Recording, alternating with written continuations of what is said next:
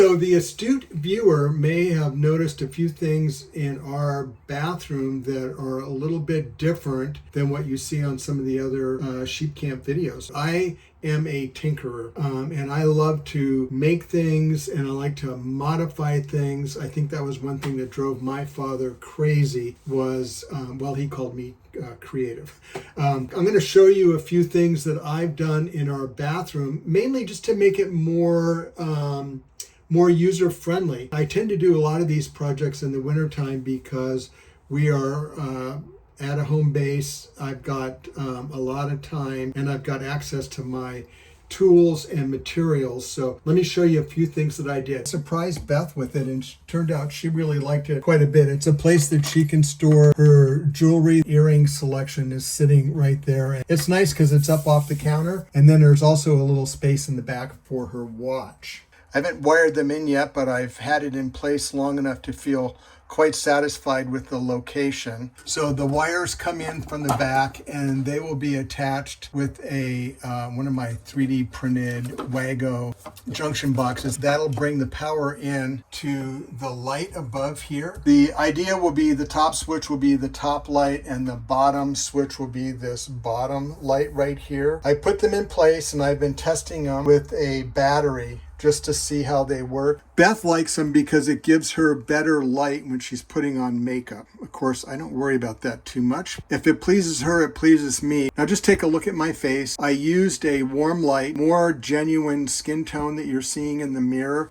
If I unplug it, this is the illumination that she would have normally with just overhead light. We've got 3 of these little light pods, but with the light strip above, it just gives her better, more natural lighting for makeup, and that's been quite helpful for her. And the same thing down here, this light actually adds more light to what she sees in the mirror when she's putting on makeup, and it also just illuminates our lower counter space, and I'll show you what that looks like in 1 second. This is the battery that I use to test things in the sheep camp, and it's just a nickel metal hydride battery, very robust. I use it for ham radio stuff, but I made a special adapter that goes from Anderson Powerpole to 2 inline WAGO clamps, and this works very well. Helps to have your glasses on. There you go.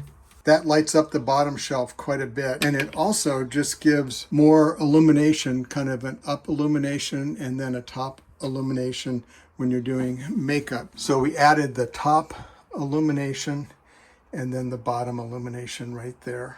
And then the other thing we added are, we have 4 of these in the camp, but these are dehumidifiers. And the nice thing about them is they're silica, and you keep an eye on that center when it turns orange to green, and this one's got a little bit more to go. You take it and plug it in. There's an element inside that heats up, and that will make the silica go back to orange, which means it's dry and ready to absorb moisture again. All right, let's see the other bathroom projects. In the beginning, I just cut a vent screen, and that worked nice, and I used the old switch.